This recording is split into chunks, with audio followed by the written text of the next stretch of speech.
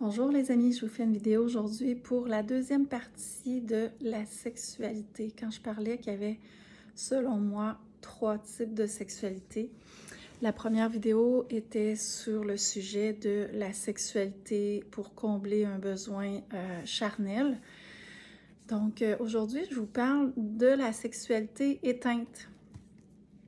Tu sais, moi j'enseigne aux femmes depuis plus de 10 ans. Et il y a des femmes que leur sexualité est complètement éteinte.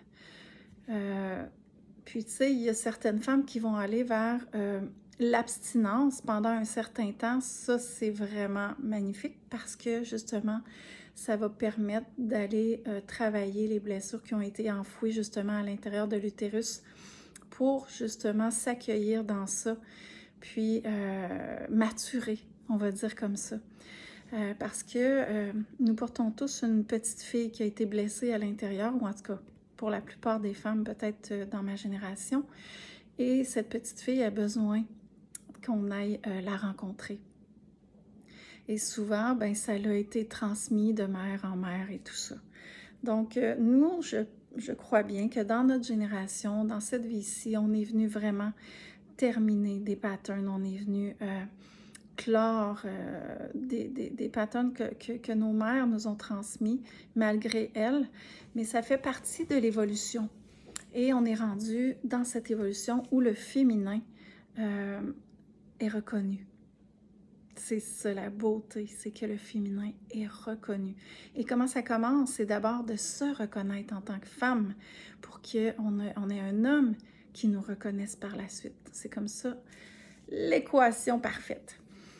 J'ai écrit ce matin parce que dans toutes mes méditations, je reçois beaucoup de ce que je dois transmettre. Mes enseignements, je les reçois toujours dans les méditations. Et ce matin, j'ai reçu vraiment un beau texte qui me touche vraiment énormément.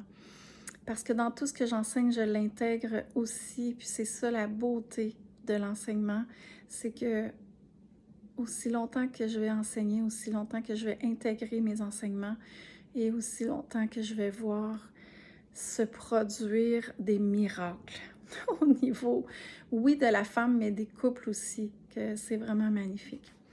Donc, j'aimerais vous partager, en fait, je voulais vous partager au niveau de la sexualité éteinte, c'est que au niveau des 2 premiers chakras, il y a des mémoires enfouies. Ça peut être des mémoires intergénérationnelles ou ça peut être des mémoires de la petite enfance, justement, la petite fille qui a été blessée, qui a été déçue, qu'elle n'a peut-être pas eu de père ou qu'elle a eu un père absent, qu'elle a eu un père violent. Ça le fait qu'elle est devenue peut-être une femme qui s'est mal donnée aux hommes. Si je vous donne un exemple, moi j'ai eu un père très malade, un père alcoolique, qui m'a frappée vraiment jusqu'à l'âge de 7 ans, 7-8 ans. Et ça fait que moi, j'ai accepté ça de l'homme par la suite. J'ai accepté parce que je croyais que l'amour, c'était, ben, je dois accepter tout ce que l'homme me donne. Donc, c'était vraiment, c'était incroyable, mais en même temps, ça faisait partie de mon parcours. J'ai dépassé ça, j'ai guéri ça, j'ai pardonné tout ça. Ça faisait partie de ce que mon âme avait choisi de venir vivre dans cette vie-ci. Et quand on ne rejette plus rien, qu'on accepte dans notre cœur incommensurable, rempli d'amour, toutes ces expériences, ben ça fait la personne que nous sommes. Donc aujourd'hui, ces expériences me permettent d'enseigner, justement. Alors, la sexualité éteinte, ben c'est ça, c'est que soit que la femme, on parle ici de la femme, mais c'est aussi pour l'homme, si dans ta sexualité, tu acceptes des choses, tu es dans le triangle du sauveur, bourreau, victime, ben tu vas accepter des choses inacceptables, tu vas te donner sans qu'il y ait de connexion ou d'amour véritable, mais tu vas te donner pour avoir une affection et c'est très malsain, j'ai envie de dire, parce que ce n'est pas de l'amour, c'est seulement d'écouter une émotion, une impulsion. Et souvent, ce qui va arriver dans ces expériences qui peuvent être très traumatisantes, bien, il y a certaines personnes qui vont couper leur sexualité, ils vont dire non, moi je ne vais plus là, ça fait trop mal, puis j'ai plus envie de vivre ça, donc ils vont fermer leur sexualité. Et oui, ça peut être bon un temps, mais pour toujours, ce n'est pas en tout cas, tout dépendant du chemin de vie de la personne. Mais moi, je suggère de réouvrir, d'aller voir à l'intérieur de soi. Parce que la sexualité est reliée à la réussite financière, elle est reliée à notre créativité, elle est reliée à notre joie dans la vie, d'apprécier tous les plaisirs de la vie. C'est ça, c'est tous les mêmes chakras, les 2 premiers chakras, c'est tous les plaisirs de la vie, c'est goûter la vie avec, oui, son corps et avec tous ses sens. Donc, la sexualité, elle est très importante. Donc, à partir de ce moment-là, on dit que la sexualité est une porte vaste et profonde à partir du moment qu'on décide d'ouvrir la porte de notre sexualité. Vraiment la vraie porte, pas la porte en superficielle. Parce qu'il y a une intimité au-delà de la nudité. C'est une profondeur remplie de cadeaux, c'est comme un puits de découverte quand vraiment on ouvre la porte de notre intimité profonde. Ce n'est plus de la superficie, c'est de la profondeur. On va toucher quelque chose qu'on n'a jamais touché auparavant. C'est vraiment puissant. Il faut être prêt à entrer dans une intimité profonde et c'est le plus beau cadeau qu'on peut se faire. Donc, il y a la sexualité superficielle pour combler des besoins charnels et ça, on y a tous été dans cet espace-là. On est toujours en superficie, on ne veut pas s'engager, on rentre, on sort, on essaye des portes et ainsi de suite. Mais ça, tu peux faire toute une vie, tu peux faire plusieurs vies à faire ça, mais tu n'iras jamais dans ton intimité profonde. À partir du moment où tu veux aller dans cette sexualité sacrée, eh bien, pour toucher ton intimité profonde, cette intimité profonde va toucher tout ton corps. Ça ne va pas toucher une seule partie génitale. Ça va toucher tout ton être. Ça va toucher tous tes corps même. Jusqu'à la connexion divine. C'est vraiment, vraiment ce qu'il y a de plus beau à vivre sur Terre. Et cette sexualité,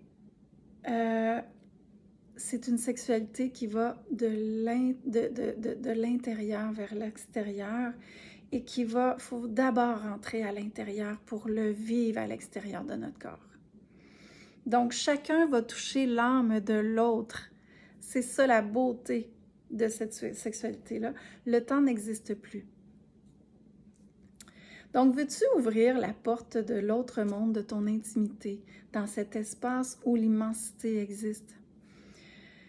Parce qu'on dit que l'homme est l'émetteur. Il doit pénétrer toute la puissance du divin que la femme lui autorise. Et elle va lui offrir, s'il sait comment l'approcher, s'il sait comment l'apprivoiser, s'il sait comment justement en prendre soin.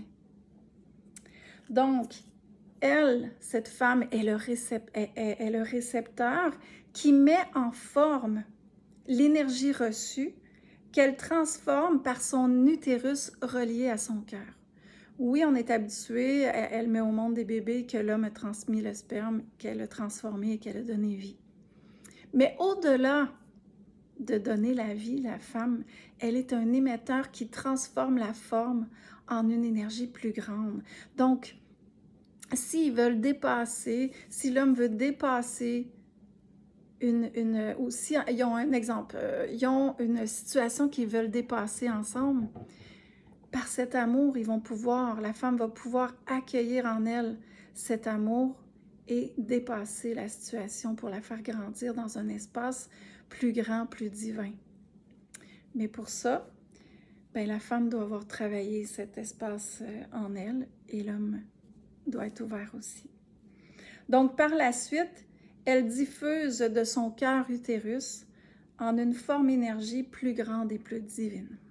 Donc, quand la femme a guéri ses blessures de petite fille, qu'elle n'est plus dans le triangle du sauveur bourreau-victime, elle devient réceptacle alchimique d'amour et de compassion. Parce qu'elle a accepté toutes ces expériences, elle les a transmutées. Elle les a acceptées, elle les a aimées, elle les a digérées. Elle s'est empuissancée de ces expériences. Et quand l'homme a maturé du désir quand il a maturé du désir de virilité, du désir du manque de reconnaissance, qui cherche toujours la reconnaissance, souvent il va être comme Monsieur Muscle, puis il va toujours être dans sa virilité. Pour lui, ça va être plus fort que tout pour aller chercher une reconnaissance qu'il n'a peut-être pas reçue auprès de sa mère quand il était petit. Donc, quand il a appris à aller aimer ses parts de lui, dans sa vulnérabilité de son cœur rempli d'amour, il devient vraiment un homme. Et quand son désir sexuel se transforme en un pilier connecté à son cœur compassion, alors il va utiliser son énergie masculine pour protéger et bâtir. Et voilà, on a encore du travail à faire. Mais il y a tellement d'espoir. Moi, je suis fière d'être une ambassadrice, de pouvoir justement transmettre ces enseignements que je fais depuis 10 ans et que depuis 10 ans, je peaufine mes enseignements. Depuis 10 ans, que j'entre encore plus dans mon intimité et que je transmets ces enseignements. Donc, si c'est quelque chose qui t'intéresse, ça va être les sujets qu'on va discuter et dépasser peut-être parce qu'il va y avoir une journée vraiment en puissance dans une yourte sacrée où est-ce qu'on va faire un feu sacré avec des respirations, breathwork, où est-ce qu'on va faire de la méditation. S'il y en a qui sont en couple, vont pouvoir se placer en couple. S'il y en a qui sont seuls, vont pouvoir se placer seuls ou avec une autre personne s'ils veulent. Mais il va y avoir de beaux échanges et on va faire un cercle de guérison cette journée du 23 mars avec l'ouverture du printemps. Donc, c'est un rendez-vous. Aradun, viens voir sur ma page pour les informations. Communique-moi en privé. Ça va me faire plaisir de vivre ça avec toi. Alors, je te dis à bientôt. Ciao!